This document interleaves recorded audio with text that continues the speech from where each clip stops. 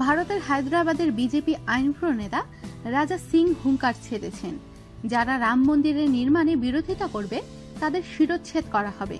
1992 সালে অযোধ্যার বাবরি মসজিদ ধ্বংস করার পর সেখানে রাম মন্দির নির্মাণের চেষ্টা চালিয়ে আসছে হিন্দুরা। ভারতে বিজেপি সরকার ক্ষমতায় আসার পর থেকে রাম মন্দির নির্মাণে নানামুখী তৎপরতা চালিয়ে আসছে কট্টরপন্থী হিন্দু সম্প্রদায়।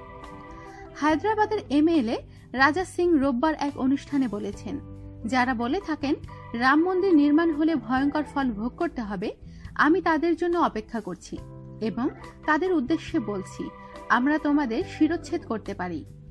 শনিবার ভারতের কেন্দ্রীয় পানি সম্পদ মন্ত্রী উমা ভারতী রাম মন্দিরের পক্ষে তার শক্তিশালী অবস্থানের ঘোষণা দিতে গিয়ে বলেন, রাম মন্দিরের জন্য জেল খাটতে হলে, এমনকি জীবন দিতে হলেও আমি তাতে প্রস্তুত। একই ধরনের উগ্রতাবাদী বক্তব্য এর আগেও দিয়েছেন রাজা সিং।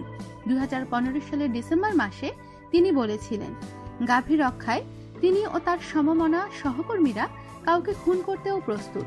ওই বছর সেপ্টেম্বর মাসে নয়ডার পাশে দাদরিতে বাড়ির গরুর মাংস রাখার অভিযোগে মোহাম্মদ আখলাক নামে এক ব্যক্তিকে হত্যা করে বিশৃঙ্খল হিন্দুত্ববাদীরা।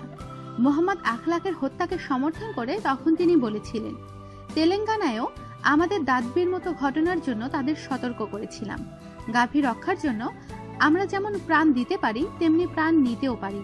ফেব্রুয়ারি মাসে উত্তরপ্রদেশের বিধানসভা নির্বাচনকে কেন্দ্র করে বিজেপি নেতা যোগী আদিত্যনাথ বলেছিলেন, রাম মন্দিরের নির্মাণের পথে সব বাধা দূর করে শিগগিরই নির্মাণ কাজ শুরু করা হবে।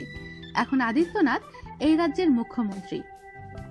আমাদের সাথেই থাকুন আর সাবস্ক্রাইব করুন।